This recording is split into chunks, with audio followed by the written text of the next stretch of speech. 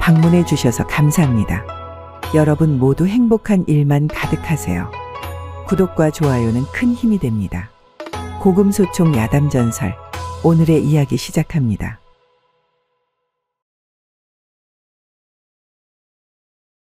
벼락에도 암놈 순놈이 있어.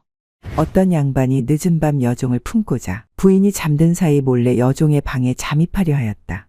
하지만 이를 알아차린 부인이 그를 쫓아와 이를 그르치고 만 양반은 씁쓸해한 심정이 되어 생각했다. 이놈이 여편네 눈치는 빨라가지고 못된 여인은 지혜로서 다루어야지 위험으로서는 다루기 어렵구먼. 머리를 써야 해요, 머리를. 그러던 어느 날 저녁 큰 비와 함께 번개, 천둥이 일었다. 양반은 이때다 싶어 여종이 있는 방으로 가는 척하면서 측간에 숨었다. 그러자 부인이 그 뒤를 밟아왔는데 마침 벼락이 머리 위로 떨어지는 듯 하였다. 그 순간 양반은 계획했던 대로 부인의 등을 서너 번 세게 손으로 친 다음 재빨리 치마를 걷어 올려 욕을 보이고는 침소에 돌아와 자는 채 하였다. 잠시 후 욕을 당한 부인이 돌아와서 남편에게 물었다. 벼락에도 암놈, 순놈이 있다요? 벼락이라고 하여 왜 암수가 없겠소? 남편을 투기하는 여인들에게 수놈 벼락이 때린다는 말을 들은 적이 있어. 그 후로 부인은 남편의 뒤를 밟지 않았다 한다. 소낙비가 맺어준 인연. 어느 여름날 30이 넘도록 장가를 못 든 노총각과 이웃집 청산과부가 밭에 나가 김을 메고 있었다. 얼마 후 갑자기 억수 같은 소낙비가 내리자 이 둘은 비를 피해 가까운 정자로 함께 뛰어들게 되었다. 그런데 노총각이 가만히 살펴보니 과부의 얇은 모시옷이 소낙비에 젖어 살이 착 달라붙어 속살이 아른아른 비쳐 보이는데 그 자태가 심히 요염하여 노총각의 애간장을 녹이는 것이었다. 참을 수 없는 욕정에 휩싸인 노총각은 에라 나도 모르겠다 하면서 청산과부를 끌어안고 엎드렸다. 깜짝 놀란 청산과부가 말하였다. 음이 우째 이런데요? 하늘이 안 무섭소? 이에 노총각이 답하였다. 근께 이렇게 나는 엎드려 땅을 보고 아줌니는 하늘을 못 보게 내가 가려주더란소? 그리하여 마침내 노총각과 청산과부 간에 불이 붙고 말았다. 그 후 서로 나이가 엇비슷한 두 남녀는 살림을 합쳐 자식을 낳고 해로하였는데 사람들은 이들을 소낙비가 맺어준 연분이라 하였다. 외상술 못 얻어먹은 선달의 소심한 복수. 어느 날 한 선달이 술은 먹고 싶은데 돈은 없고 해서 늘 가던 주막에 가서 외상술을 달라고 했다. 여보게 주모? 외상술 좀 먹을랑께 좀 내오시오. 선달의 말에 주모가 퉁명하게 쏘아붙였다. 밀린 외상값 갚을 생각은 하더란고 또 외상을 달라면 어쩐다요? 딴 데 가서 알아보시오? 주모의 새침한 거절의 말에 하는 수 없이 툇마루 모퉁이에 멀쑥이 앉아있는데 마침 마당에 펴낸 맷밥을 돼지가 와서 마구 먹어대고 있었다. 얼마 후 주모가 나와서 돼지를 쫓아내고선 대뜸 선달을 나무라는 것이었다. 아따 선달님, 돼지가 맷밥을 먹으면 쫓아야지 그냥 계셨소? 징하네 징여! 주모의 투덜거림에 선달이 말하였다. 얼라리요? 나는 저 돼지가 돈 주고 사 먹는 줄 알았지 뭐요. 솔방울 2개에 담긴 깊은 속뜻. 한 농부가 쌀을 꿇어 이웃에 있는 선비 집으로 찾아갔다. 그런데 그 집에서도 아침밥을 못 짓고 있었는데 주인 선비가 어딘가 편지를 쓰고 있었다. 아침도 못 잡수셨으면서 무슨 편지를 그렇게 쓰고 계신가며? 오죽 답답하면 이른 아침에 쌀 좀 꿔달라고 친구한테 편지를 쓰고 있단가. 농부는 그럴싸하다 싶어 집으로 돌아와 아내에게 말했다. 임자? 우리도 옆집 선비처럼 아무개네 집에다 쌀 좀 꿔달라고 편지나 써 보냅시다 그래요. 그런데 무식해서 글을 쓸 수가 없어서 냅다 종이에다 쌀섬 2개만 그려보냈다. 그랬더니 얼마 안 있어 회답이 왔는데 뭔가 똘똘 쌓여 있어 풀어보니 솔방울 2개가 있었다. 아내가 이상스럽게 생각하고 물었다. 서방, 그 방울은 무슨 뜻이대요? 그러자 농부가 벌컥 화를 내면서 말했다. 딱 보면 모르는겨. 그러니께 자기네 집도 양식이 딸랑딸랑하니 못 구워주겠다는 것이잖여. 내 거시기가 조상 묘라도 된답디까. 어떤 늙은 나그네가 지방 친구 현감의 서재에서 묵게 되었는데 하루는 깊은 밤에 몸종을 시켜 예쁜 기생을 불러다 함께 자게 되었다. 그런데 닭이 울고 날이 셀 때까지 기생을 품고 있었는데도 약물이 일어나지 않는 것이 아닌가. 그러자 기생이 짜증스럽게 말하였다. 아따 징하네 징여? 어찌하스까이? 날이 쇳내 거시기가 생원님 조상묘라도 된단가요? 밤새 위아래 묘자리도 못 찾고 시체만 들고 헤매면 웃잔다요? 어서 묻어야 할 것이 아니오? 답답하네 정말 감질만 나게. 그 말에 나그네는 부끄러워 얼굴만 붉히고 감히 기생을 꾸짖지 못했다 한다. 이 방엔 절대 안 들어가지 않을 테요. 나이 어린 신부가 혼례를 마치고 첫날 밤을 맞이하였답니다. 그런데 신랑과 단둘이 밤을 맞이하는 것이 떨렸는지 밤이 늦도록 신방에 들지 않으려고 하지 뭐겠습니까? 이를 보다 못한 유모가 아씨의 손을 잡고 방으로 데려가려 했는데 신부가 뿌리치며 거부하자 유모가 걸머지다시피 해 겨우 신랑 방 앞까지 데려왔답니다. 그런데 문 앞에 이르러 유모가 문지방을 문고리로 잘못 알고 잡아당기니 당최 열리지 않는 것이지 뭐겠습니까? 이에 신부는 겉으로는 비록 싫은 척하였지만 속으로는 더딘 것이 실로 불만이라 유모에게 말했죠. 이 문이 열리더라도 나는 절대로 들어가지 않을 것인께 유모는 절대 문을 열지 말더라고. 그런데 유모가 지금 잡아당기고 있는 것은 문고리가 아니라 문지방 같은디? 빼도 박도 못하니 이 어찌하오리까. 추운 겨울 어떤 나그네가 거리에 쓰러져 있었는데 과부가 이를 보고 불쌍히 여겨 방 안으로 불러들였답니다. 그런데 깊은 밤이 되자 기운을 차린 나그네가 주위를 살피더니 슬그머니 과부의 배 위로 올라오는 것이 아니겠습니까? 이에 잠이 깬 과부가 나그네를 어미 꾸짖었답니다. 그대는 어찌하여 구해준 은혜도 저버리고 이렇게 무례한 짓을 하시오? 포도청에 알려 그 죄를 엄히 다스리도록 할 것이오. 그런데 이미 나그네의 약물이 과부의 몸 안을 오가고 있던 터라 과부의 몸이 한참 달아오르고 있을 때였지 뭐겠습니까? 그러면 이제 빼고 그만 일어날 값이오? 그 말에 과부가 나그네의 허리를 감싸 안고는 정색하며 말하지 뭐겠습니까? 그렇게 했다간 정말로 포도청에 알릴 것이오. 단단히 하시오. 이에 나그네가 어찌할 바를 몰라 말하였답니다. 이러지도 저러지도 못하니 이게 바로 진퇴양난이로세 진정 어찌하오리까? 총각 오늘은 왜 소죽통을 빌려가지 않는 겐가? 한머슴이 소죽통을 빌리러 이웃 과부의 집에 갔답니다. 때마침 과부가 엷은 호치마를 입고 창가 봉당에 누워 자고 있었는데 흰 살결에 허벅지가 반쯤 드러난 것을 본 머슴이 음욕을 이기지 못하고 그만 약물을 맹렬히 들이밀자 과부가 깜짝 놀라 말하였답니다. 이런 짓을 하고도 살아남을 수 있을 것 같은가? 그 말에 머슴이 말했죠. 소죽통을 빌리러 왔다가 우연히 이렇게 되었구먼요. 지금이라도 그만 그칠 값이오? 그 말에 과부는 황급히 두 손으로 머슴의 허리를 끌어안으며 말했답니다. 네 마음대로 시작하고 또 네 마음대로 그치려 하느냐? 정녕 살기 싫거든 그렇게 하거라 이놈아. 그렇게 얼마 후 과부는 그금에 이른 후에야 총각을 풀어주었답니다. 이튿날 저녁이 되어 과부가 울타리 밖에서 다시 머슴을 만나자 아양 섞인 목소리로 말하였답니다. 오늘은 왜 소죽통을 빌리러 오지 않는 겐가? 머슴은 과부의 뜻을 알아차리고 밤이 깊어지자 또 가서 어제처럼 즐겼다고 합니다. 소경 점쟁이의 기가 막힌 점괘. 어떤 소경 점쟁이의 아내가 꽤나 아름답게 생겼는데 이웃집 청년이 추파를 던지는 그녀를 한번 품어보려 하였으나 좀처럼 기회가 오지 않았답니다. 결국 참다 못한 청년이 하루는 소경을 직접 찾아가서는 그를 속여 말하였답니다. 나는 예전부터 어떤 여자를 사모하여 왔는데 그 남편이 출타한 틈을 타서 한번 품어볼까 하오. 당신이 그 남편이 오겠는가 오지 않겠는가 그 집 문 앞에서 한번 점을 쳐주시오.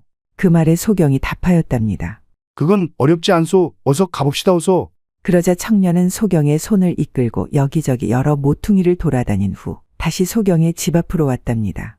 그리고는 소경을 문 옆에 있으라 해놓고 안방으로 들어가서는 소경의 아내와 잠자리에 들었답니다. 얼마 후 문 옆에 앉아 점괘를 뽑아보던 소경이 갑자기 청년을 부르면서 소리치지 뭐겠습니까?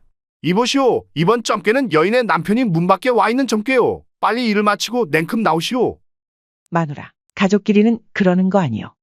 어느 선비가 기생에게 빠져 아내를 돌보다도 못하게 여기게 되었으니 하루는 이를 참다 못한 아내가 선비를 책망하며 말하지 뭐겠습니까? 아내를 박대하고 기생에게 빠지게 된 이유가 대체 무엇이오? 어서 말 좀 해보시오. 아내의 다그침에 능글맞게 허벅지를 극적거리며 선비가 말하는 것이었습니다.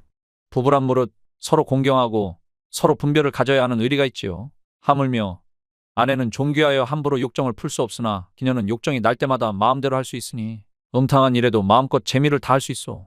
자연이 허물없고 가깝게 되는 것이 당연한 이치가 아니오. 그리고 말이오. 가족끼리는 그러는 것이 아니오. 남편의 터무니없는 말에 크게 노한 아내가 남편을 사정없이 때리며 말하는 것이 아니겠습니까? 내가 언제 공경해 달라고 했소? 분별을 가져달라고 했소? 가족이다 생각 말고 제발 좀 나도 함부로 다뤄주시오. 제발. 요렇게럼 때리는 것이면 나도 좀 때려주시오. 어떤 양반이 처와 첩을 한 집에 두고 지냈는데 날마다 처와 첩이 싸우기만 하였답니다. 하루는 남편이 출타한 사이에 또 싸우기에 돌아온 남편이 처와 첩을 불러 꾸짖으며 말하였답니다. 부인들은 어째서 날마다 싸움만 하고 집안을 이렇게 어지럽히는 게요? 그러더니 순간 첩의 머리채를 움켜잡고 말하는 것이었습니다. 양반의 법도가 있거늘 어찌 첩이 되어 정실 부인에게 대드는 것이냐? 이런 첩은 때려 죽여야 마땅하도다. 그렇게 남편은 첩의 머리채를 끌고 건너방으로 들어갔지 뭐겠습니까. 하지만 한참이 지나도 아무 소식이 없자 괴상하게 생각한 본처가 건너방 문틈으로 들여다보니 바야흐로 남편과 첩이 합체를 하느라 한창인 것이 아니겠습니까. 이에 화가 난 본처가 방 안으로 뛰어들며 말하였답니다. 요렇게럼 때릴 거면 나도 좀 때려주시오. 밤새 맞아도 원이 없겠구먼. 태풍인데 어느 포구면 어떠하냐. 한나그네가 통영포구에 있는 이름난 기생집을 찾아갔다. 너를 한번 품는 값이 얼마인고? 모풍이면 30냥, 폭풍이면 50냥, 태풍이면 100냥인데. 얼라리여, 과연 포구다운 계산법이 참으로 재미지는구먼. 그렇게 흥정을 마친 두 남녀는 우선 무풍에서부터 일을 시작했다. 그러나 기생은 마치 나무등골처럼 움직이질 않았다. 이보게, 송장이 아닌 다음에야 좀 움직여줘야 할 게 아닌가? 나그네의 불만스러운 투정에 기생이 무표정하게 대답했다. 모풍은 원래 이래예. 그럼 폭풍으로 하자. 그러자 기생이 몸을 심히 굽이치기 시작하니 사내는 크게 흥이 나서 소리쳤다. 그럼 이번엔 태풍으로? 순간 굉장한 진동에 나그네의 나룻배가 갈팡질팡하더니 이내 기생의 엉덩이로 쑥 들어가 버렸다. 순간 깜짝 놀란 기생이 외쳤다. 손님, 거긴 포구가 아니라예. 어서 빼세요. 시끄럽다. 태풍인데 아무 폭우면 어떠냐? 이 여자가 너의 부인인가? 한선비가 어느 날 그의 부인과 함께 산길을 가고 있었다. 그런데 그의 부인이 발을 헛디뎌 그만 연못에 빠지고 말았다. 졸지에 부인을 잃은 선비가 너무 슬퍼서 울고 있는데 갑자기 산신령이 나타나선 어린 여종을 보여주며 말했다. 이 여자가 내 부인이냐? 선비가 고개를 가로저으며 말했다. 아니옵니다. 다시 기생을 보여주며 말했다. 이 여자가 내 부인이냐? 아니옵니다. 산신령이 다시 양반집 교수를 보여주며 말했다. 이 여자가 내 부인이냐? 아니옵니다. 선비의 정직함에 감동한 산신령은 그의 부인을 살려줌과 동시에 새 여자를 선비의 첩이 되게 하였다. 이 소문을 들은 이웃 선달이 예쁘기로 소문난 자기 부인을 두고도 욕심이 생겼다. 그래서 그의 부인과 함께 산속을 거닐다가 부인을 연못에 밀어 빠뜨렸다. 욕심 많은 선달은 예쁜 여자들을 상상하며 산신령을 애타게 기다렸다. 얼마 후 과연 산신령이 나타났다. 만면에 흐뭇한 미소를 지으며 바지춤을 끌어올리던 산신령이 선달에게 말했다.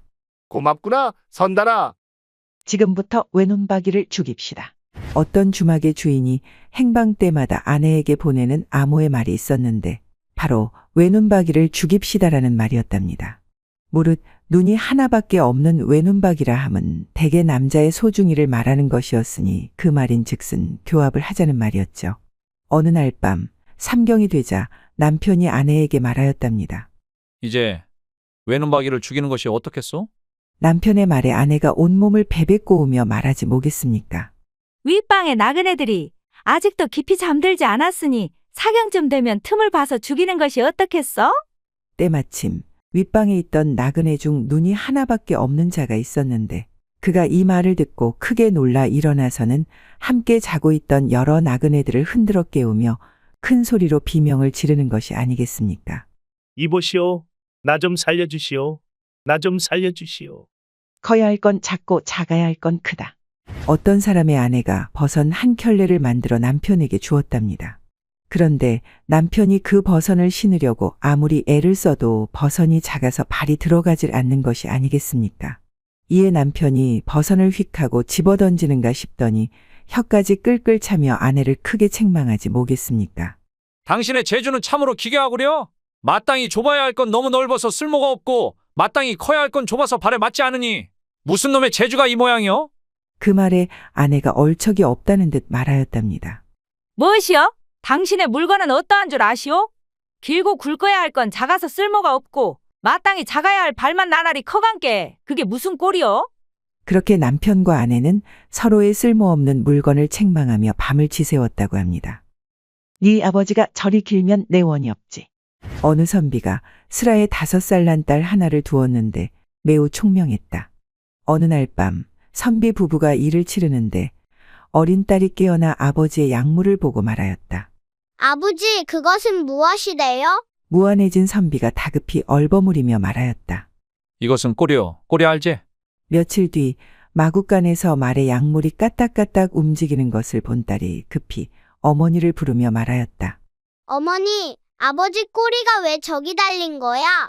이에 어머니가 한숨을 푹 쉬며 말하였다. 저것은 말의 꼴이지 아버지의 꼬리가 아니오.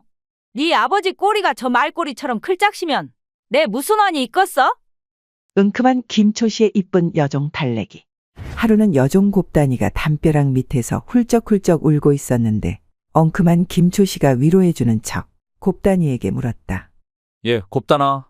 너 왜 그리 울고 있느냐? 마당새 놈이 저를 희롱하고는 달아났어요. 그러자 김초씨가 슬쩍 곱단이의 손을 잡더니 물었다. 이렇게 말이더냐? 그것보다 더 했사와요. 이번에는 김초씨가 곱단이를 슬쩍 끌어안더니 말했다. 이렇게 말이더냐? 그것보다 더 했지요. 그 말에 김초씨가 곱단이 가슴에 잽싸게 손을 넣으며 말했다.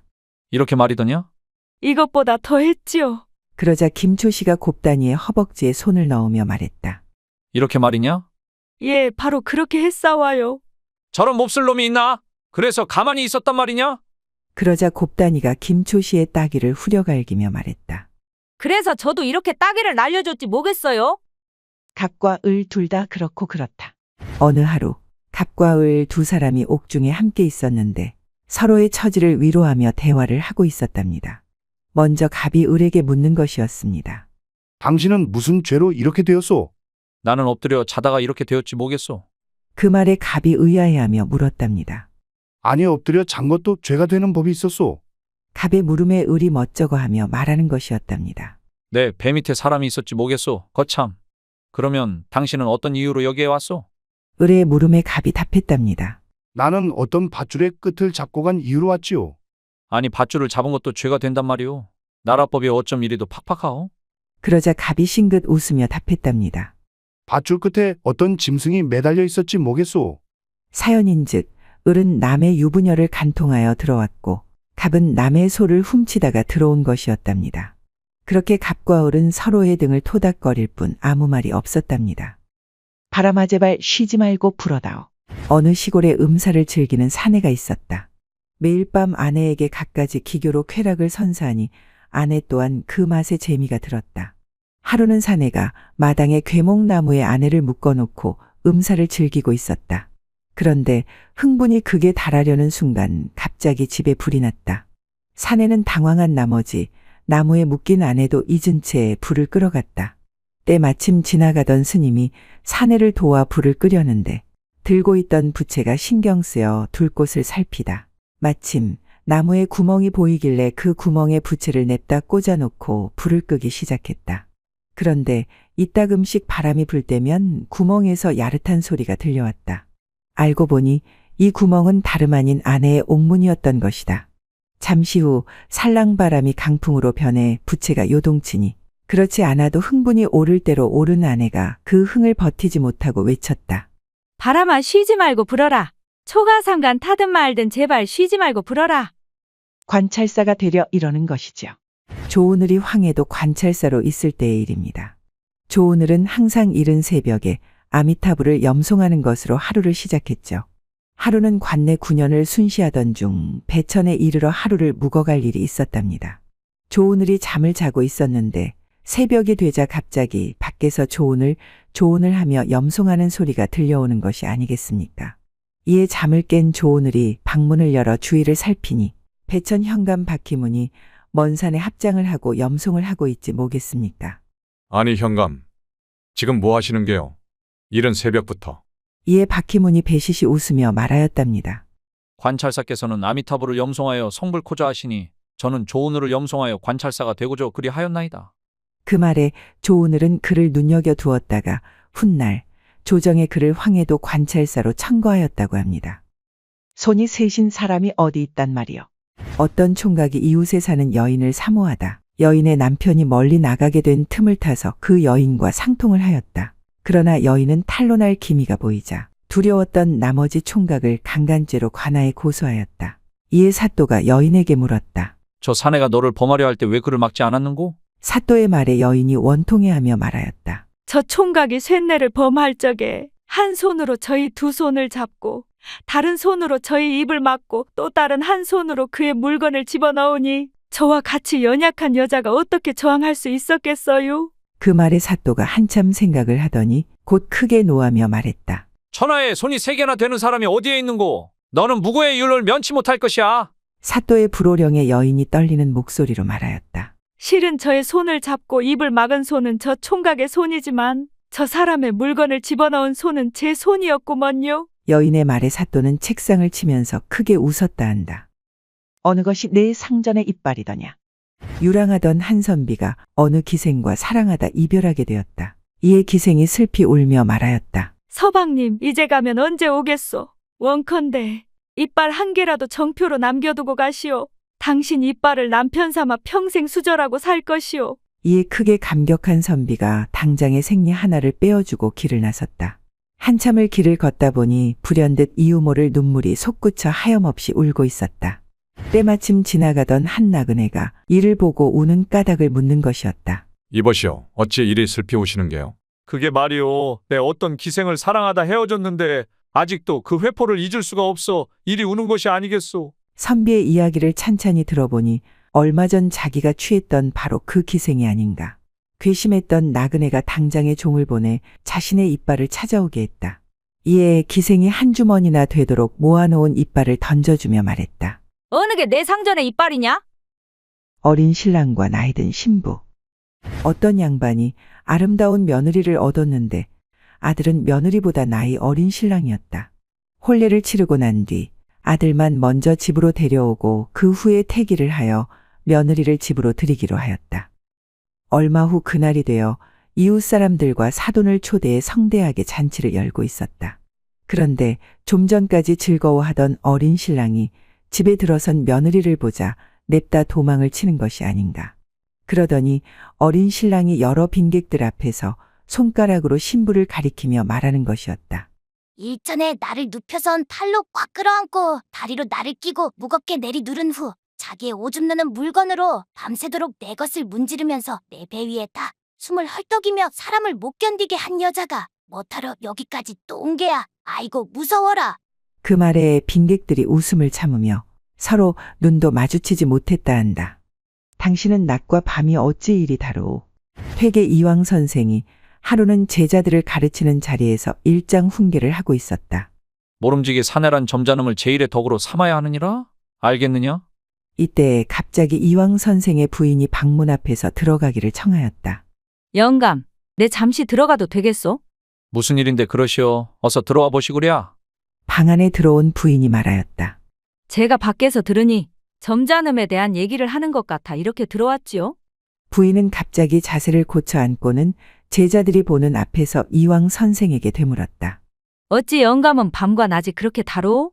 부인의 말에 이황 선생과 제자들은 무슨 영문인지 몰라 어리둥절해했다. 아니, 부인은 대체 뭔 말이 하고 싶은 것이오? 부인은 이황 선생의 눈치에도 아랑곳하지 않고 짐짓 크게 소리쳤다.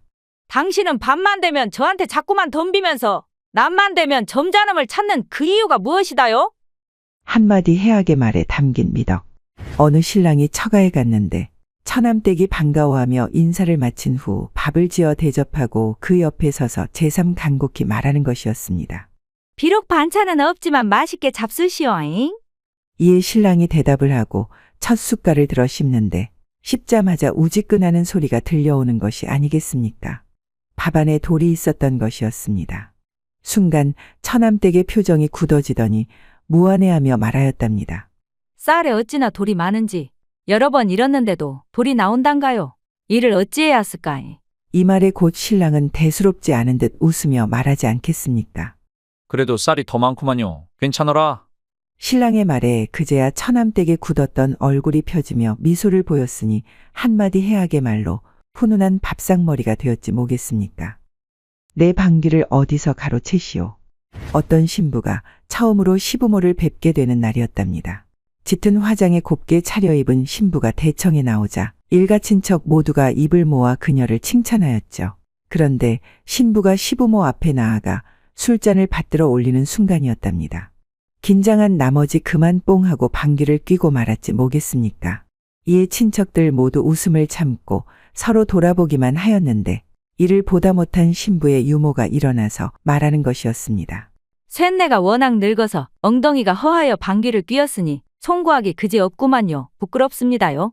유모의 사죄의 말을 가상히 여긴 시부모가 그녀에게 비단 한 피를 상으로 주었는데 이를 지켜보던 신부가 와락 그 비단을 빼앗는 것이지 뭐겠습니까. 방귀는 내가 뀌었는데 유모가 왜 상을 받소? 비단일이 가져오시어서. 이에 철부지 신부를 보고 있던 사람들 모두 입을 다물고 돌아앉아 키득거릴 뿐이었답니다. 서로 마주 볼 뿐 할 말을 잇다. 어느 양반이 이튿날 산소에 벌초하러 가게 되어 여종에게 새벽밥 지으라 분부하고 안방에서 잠을 잤다. 이에 여종은 이튿날 새벽 일찍 밥을 지어놓고 상전이 일어나기만을 기다렸다. 하지만 동력 하늘이 밝아와도 아무런 동정이 없자 여종은 조용히 방문을 빼꼼히 열고 방 안을 들여다보았다. 그런데 상전 부부는 날이 새는 줄도 모르고 교합이 한창이었다. 여종은 감히 조반을 드시라는 말도 못하고 한숨만 내쉬며 기다리다 보니 어느새 해가 떠올랐다. 때마침 집안의 닭들이 뜰 아래로 내려와서는 암수가 짝을 맞춰 교합을 하기 시작하는 것이 아닌가. 순간 여종이 분기탱천하여 교합하는 닭들을 냅다 걷어 차며 말했다. 니놈들도 산소에 벌초 간다냐? 뭐 한다고 합체를 하고 지랄이여 지랄은? 여종의 말에 상전 부부는 서로 멀뚱멀뚱 쳐다볼 뿐 할 말을 잇지 못하였다. 물맛이 서로 다르다. 깊은 밤 어느 부부가 유치한 말다툼을 하고 있었다. 서방님께선 요즘 웬일로 우물가에 얼씬도 않으시오? 임자 우물이 너무 깊어 그렇소이다. 뭐시여, 그게 어찌 내 우물 탓이다요. 서방님 두레박 끈이 짧은 탓이제? 긁고 우물이 깊기만 한 게 아니라 물도 메말랐더구만. 그거야 서방님 두레박질이 영 시원찮아 그런 거 아니겠시요? 얼랄라?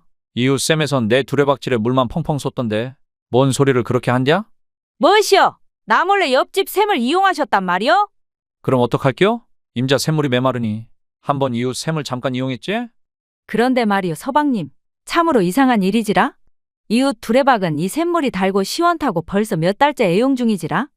이놈의 여편네가 뭐시여? 그렇게 서로의 간통사실을 알게 된 막장 부부는 시원찮은 두레박과 우물을 원망하며 밤새 서로의 머리를 쥐어뜯고 피터지게 싸웠다 한다. 자식놈이 다 잘한 줄 알았는데. 묵제 홍원필에게는 홍섬이라는 아들이 있었는데 계집종들과 정분나는 것을 즐겨하였답니다. 하루는 여름밤 무더위에 여러 여종들이 더위를 피하려 대청마루에서 흩어져 자고 있었답니다. 이를 본 홍섬이 아내가 깊이 잠든 것을 확인한 후 나체로 방을 나와서는 여러 여종 가운데를 엉금엉금 기어다니는 것이 아니겠습니까? 그가 늘 사통하여 오던 여종을 더듬어 찾고 있었던 것이었죠. 그때 마침 그의 아버지 홍원필이 잠이 깨어 대청마루 쪽을 바라보다가 아들을 발견하고는 부인에게 말했답니다.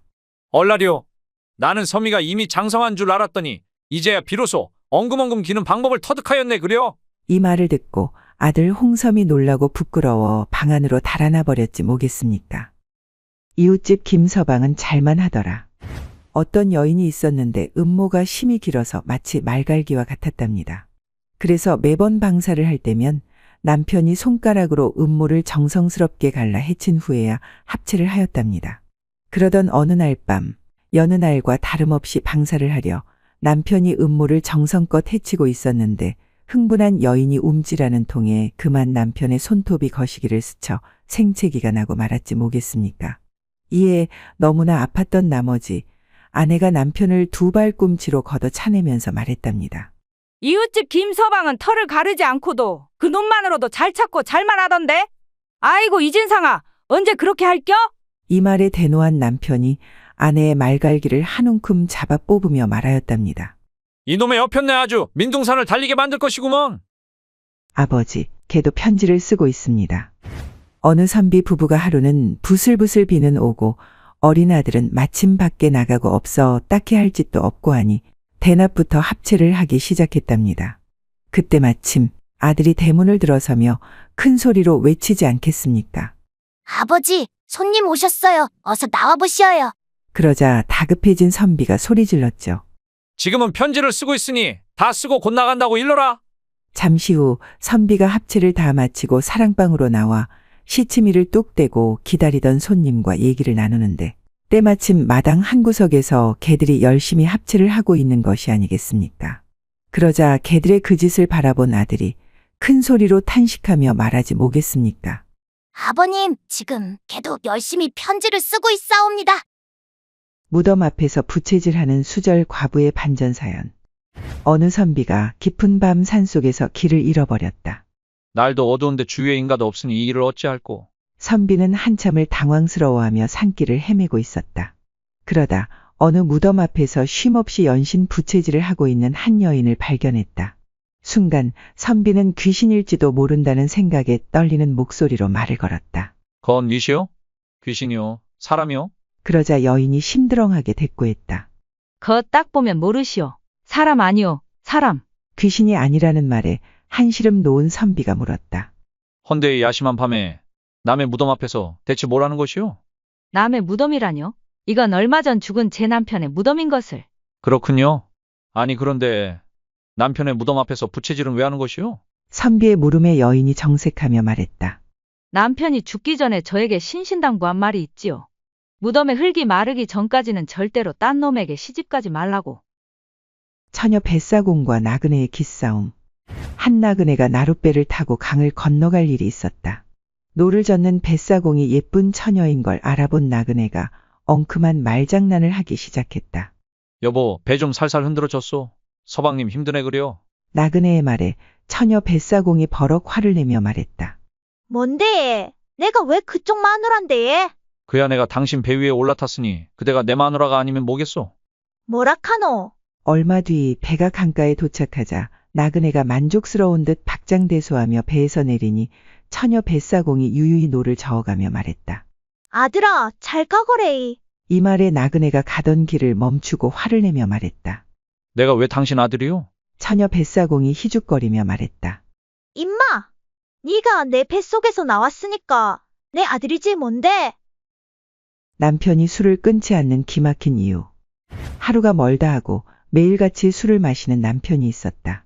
그러던 어느 하루는 그런 남편을 보다 못한 아내가 말했다. 서방님, 술 좀 작작 드시오. 건강도 건강이지만 계속 이러다간 술값 대느라 집안 살림 거덜나게 생겼소. 아내의 핀잔에 남편이 불같이 화를 내며 말했다. 이깟 술 얼마나 한다고 이리 호들갑이오. 당신 얼굴에 바르는 분값에 비하기나 하겠소. 서방님, 저 하나 만족하자고 얼굴에 찍어 바른답니까? 그게 다 서방님을 위해 그리하는 것인데 뭐 좀 알고나 말하시오. 그러자 남편이 말했다. 잘 됐구먼 그래. 이제 더 이상 분을 살 필요가 없겠구려. 술만 마시면 당신이 그리 이뻐 보이니 말이오. 수절 과부와 나그네의 하룻밤. 한 나그네가 날이 어두워져 잠 잘 곳을 찾고 있었다. 한참을 헤매다 운 좋게 어느 외딴 민가를 발견하고 묵어가기를 청했다. 계시오? 지나가는 과객이 온데 날은 저물고 갈 길이 멀어 하룻밤만 신세치겠소. 그러자 안주인이 방문을 빼꼼히 열고선 말했다. 여자 혼자 사는 집이라 외간 남자를 재워드릴 수는 없습니다. 다른 곳을 찾아보시지요. 이 산골 어디서 잘 곳을 찾는단 말이오? 부디 하룻밤만 묵고 가게 해주시오. 나그네가 연신 사정하니 잠시 후 여인이 말했다. 그럼 어쩔 수 없군요. 마침 건너방이 비었으니 묵어가시지요. 고맙소 부인. 그리고 선비님, 왜 그러시오 부인? 혹여나 혼자 사는 수절 과부 잡아뜨려 볼 거라고 수작 부리시면 개 같은 놈이니 아예 엄두도 내지 마시어요. 아무렴요. 그럴 리가 있겠소.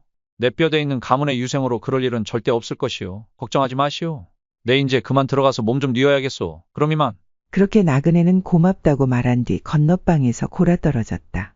다음 날 아침이 되자마자 선비는 과부에게 감사의 인사를 건넨 뒤 곧장 길을 떠났다. 그러자 선비의 뒤통수에 대고 과부가 퉁명스럽게 외쳤다. 개만도 못한 놈. 마누라에게 쫓겨난 우픈 사연.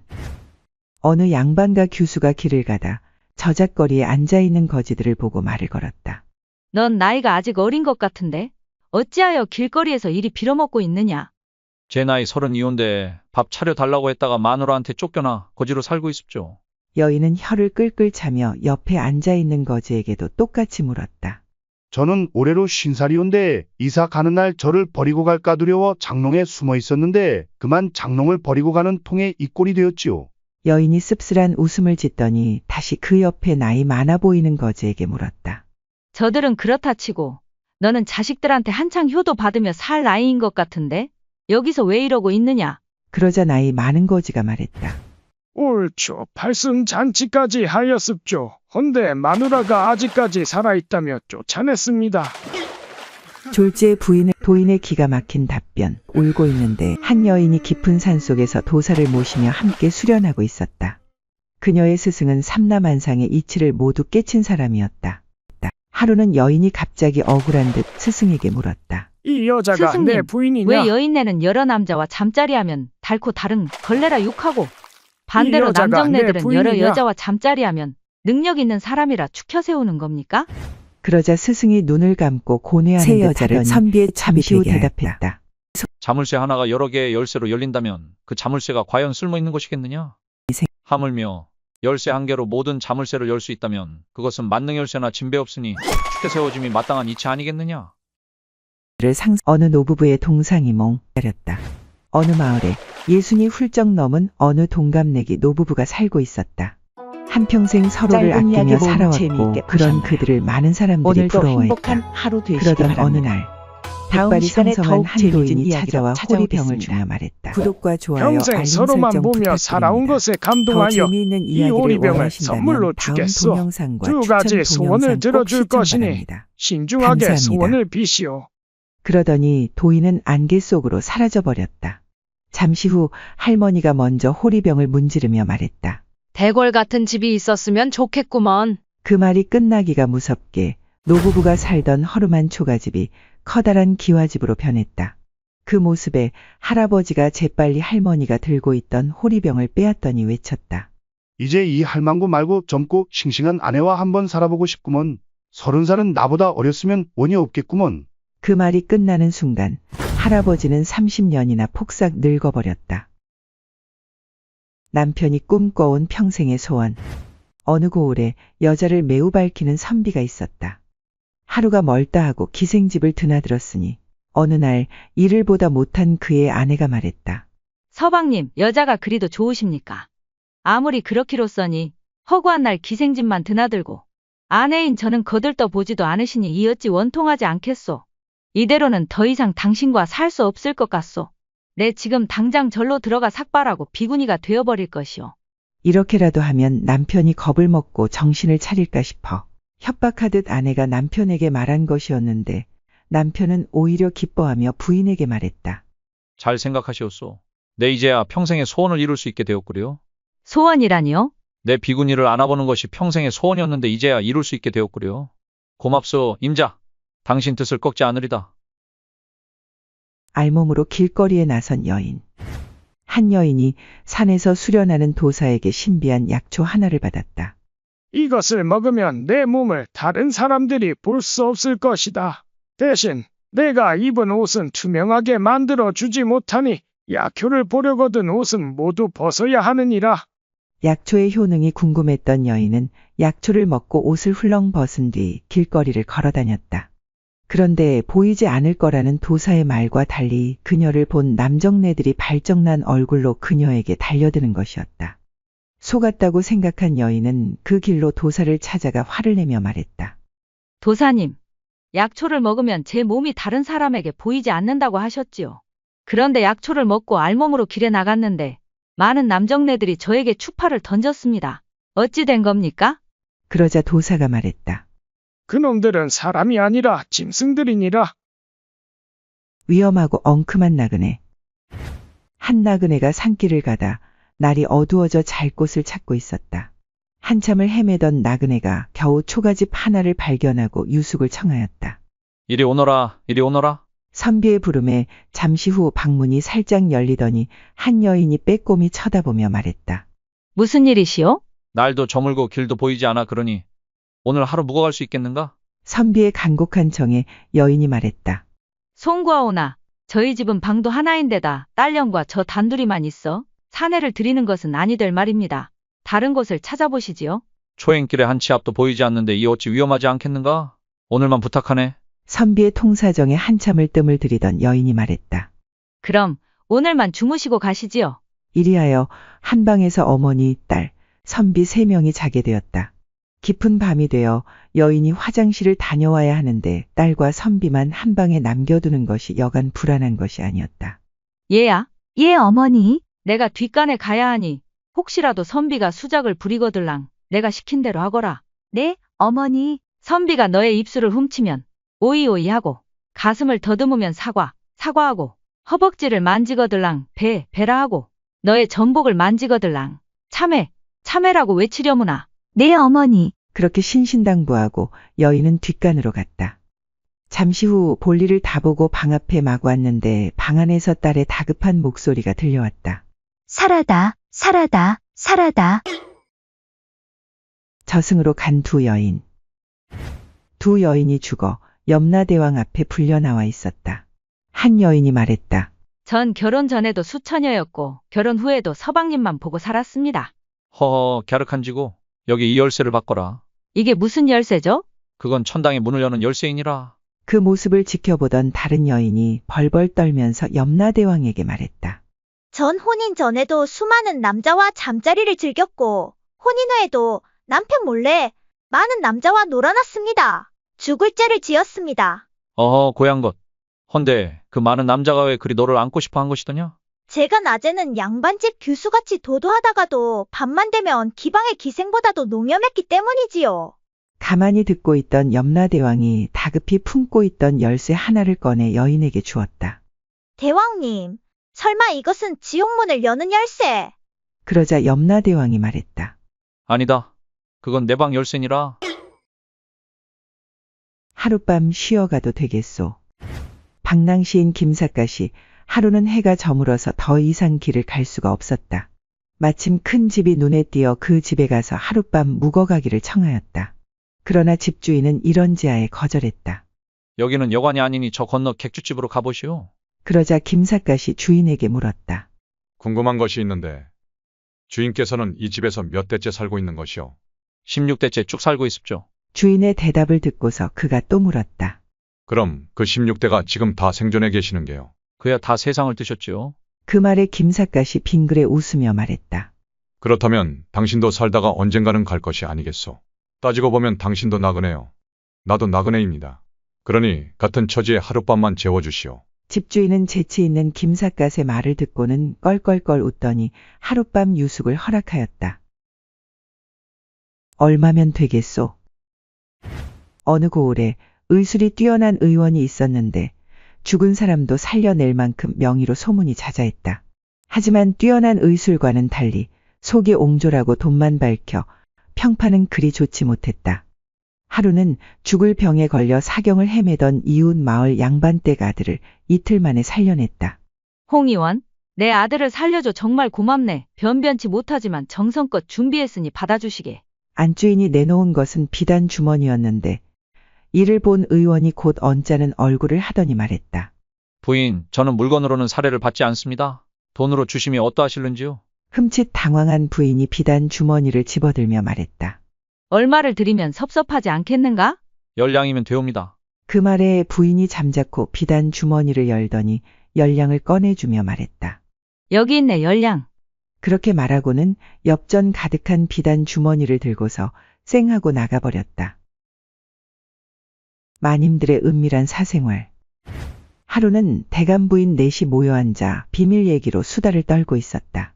글쎄, 난 젊은 사내만 보면 아랫도리가 굼실굼실거려 정신을 못 차린다오. 양반으로 태어나길 망정이지 기생으로 태어났으면 사내 꽤나 잡아먹었을게요. 어마나 그런 거면 얼마나 좋게요? 저는 그놈의 술만 보면 그리도 정신을 못 차리지 뭡니까? 매일 밤 대감 몰래 장롱 속에 숨겨둔 소주를 꺼내 혼자 홀짝홀짝 마시는데 목구멍을 애태우며 넘어가는 그 짜릿한 맛이라니? 저는 참 말씀드리기도 부끄러운 버릇이 있지 뭐겠어요. 그날만 되면 저도 모르게 남의 집 탐나는 물건을 훔치는 버릇이 도지지 뭐겠어요. 어찌나 탐나는지. 그렇게 서로의 비밀을 미주알 고주알 떠들어대고 있는데 정작 황대감 부인은 아무런 이야기도 하지 않고 열심히 듣고만 있는 것이었다. 부인께서는 어찌 저희들 얘기를 듣고만 있으셔요? 들려줄 얘기가 없으신게요? 황대감 부인이 묘한 웃음을 지으며 말했다. 물론 제게도 있지요. 저는 남 흉보는 게 남자랑 거시기 하는 것보다 좋습디다. 지금 당장 다른 곳에 가서 마님들의 비밀을 안주 삼아 실컷 흉을 보고 싶어 벌써부터 이놈의 궁둥짝이 들썩거리지 뭐겠어요. 아빠 등에서 자겠어요. 달도 밝은 어느 깊은 밤, 한 부부가 어린 아들 몰래 교합을 하고 있었다. 부부의 흥이 극에 달해 절정을 맛보려는 그 순간 곁에서 자고 있던 어린 아들이 잠에서 깼다. 순간 깜짝 놀란 남편은 아내의 배 위에 그대로 엎어져 미동도 하지 않고 있었다. 이런 광경을 곁에서 지켜보던 아들이 괴상한 듯 물었다. 아빠, 왜 엄마 배 위에 엎드려 있어요? 딱히 핑계댈 말이 없었던 아버지가 떠듬거리며 말했다. 벼룩이 깨물어서 말이지. 그래서 여기 피해와 있느니라. 그러자 아들이 아빠의 등을 기어 오르며 말했다. 아빠, 그럼 나도 벼룩이 깨물면 안 되니 아빠 등에 엎드려 자겠어요. 짧은 이야기 모음 재미있게 보셨나요? 오늘도 행복한 하루 되시기 바랍니다. 다음 시간에 더욱 재미진 이야기로 찾아오겠습니다. 구독과 좋아요, 알림 설정 부탁드립니다. 더 재미있는 이야기를 원하신다면 다음 동영상과 추천 동영상 꼭 시청 바랍니다. 감사합니다.